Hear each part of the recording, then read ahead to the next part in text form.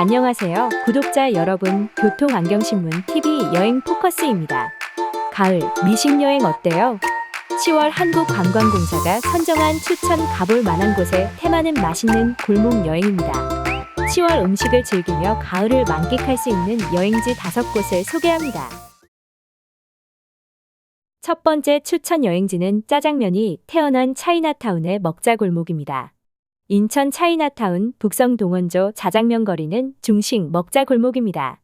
붉은 빛의 화려한 건물과 홍등이 어우러져 영락없이 중국의 전통 거리가 떠오릅니다. 거리에는 중국집 외에도 공갈빵, 월병, 탕후루, 양꼬치 등 중국식 주전부리를 파는 집이 있습니다. 외식 나들이 삼아 찾기에 제격입니다. 짜장면박물관은 인천 설린동 공화춘 건물에 자리하고 있습니다. 공화춘은 무역상에게 숙식을 제공하던 곳인데 여기에서 춘장을 볶아 국수에 얹은 짜장면을 처음 만들었다고 합니다. 이 짜장면이 인천 부두 중국인 노동자들의 배고픔을 달래줬다고 합니다.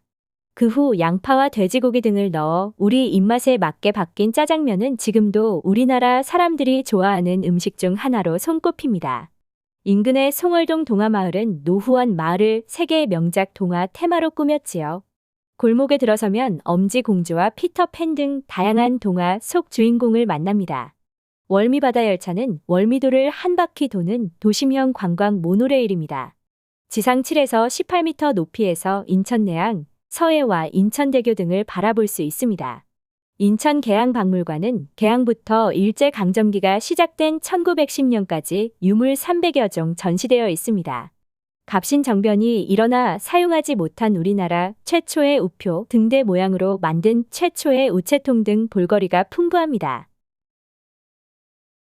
두 번째 추천 여행지는 가을만큼 푸짐한 순대국밥 한 그릇 천안 병천순대거리입니다.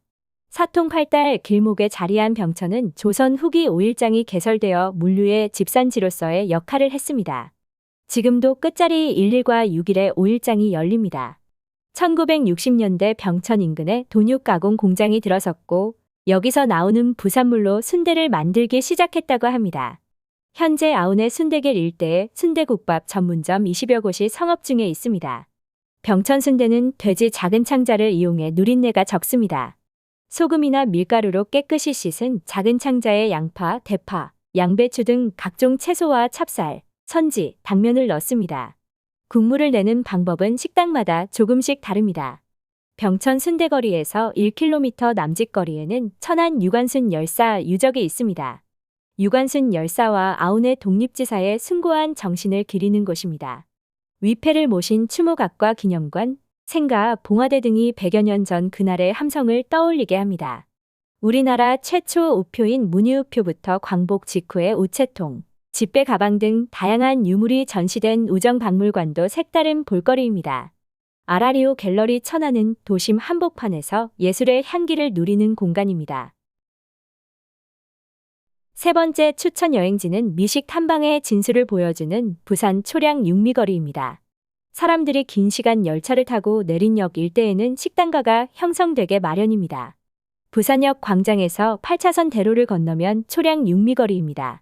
접근성으로 둘째가라면 서럽지요. 육미는 돼지갈비와 돼지불백, 돼지국밥, 밀면, 어묵, 곰장어까지 6가지 맛을 뜻합니다. 초량 전통시장과 접한 초량동 돼지갈비 골목은 오래된 가게가 모인 곳입니다. 3대는 기본, 빼닮은 가족이 대를 이어 운영합니다. 돼지국밥 토렴하는 소리가 발길을 붙잡습니다. 망향의 음식 밀면, 어묵의 변신은 무죄라고 외쳐도 될 만큼 진화한 어묵 베이커리, 소주 한 잔에 시름을 달래는 곰장어구이까지 초량 육미거리를 지나다 보면 후각이 발달하는 기분입니다. 초량 이바구길에서 부산 최초 근대식 개인 종합병원인 구백제병원 168계단, 명남 브랜드 연구소, 망향로 삼복도로 전시관 등은 둘러볼만 합니다. 초량 육미거리의 다양한 맛이 초량 이바구길에서 우리네 삶의 멋으로 향하는 재미가 쏠쏠합니다. 네 번째 추천 여행지는 섬진강의 맛, 제첩요리, 하동 제첩특화마을입니다. 천고마비의 계절에 전라도와 경상도를 가로질러 경남 하동에 왔습니다. 거리 곳곳에서 제첩 두 글자가 눈에 들어옵니다. 제첩은 모래와 진흙이 많은 강바닥에서 자라는 민물조개입니다. 강에서 난다고 강조개, 까만 아기 조개처럼 생겼다고 해서 가막조개로도 불립니다. 국내에 서식하는 제첩 중에는 섬진강 제첩이 출하량도 많고 맛있는 것으로 정평이 났습니다.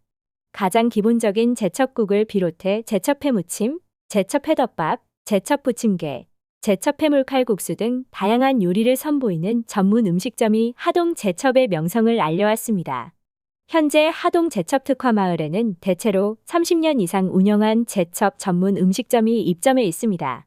수령 270년이 넘는 노송이 장쾌한 숲을 이루는 하동 송림에 자리한 하동 송림공원, 박경리 작가가 쓴 대하소설 토지의 배경지인 평사리에 개관한 박경리 문학관, 그리고 섬진강 물길과 평사리 들판이 시원하게 내려다 보이는 스타웨이 하동 스카이워크는 하동 제첩 미식 여행을 넉넉하게 채워줄 힐링 포인트입니다.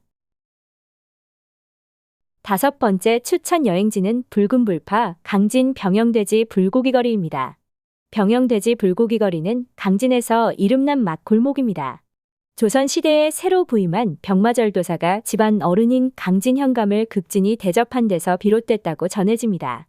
전라 병영성과 병영오일 시장 일원에 식당이 여럿 있습니다.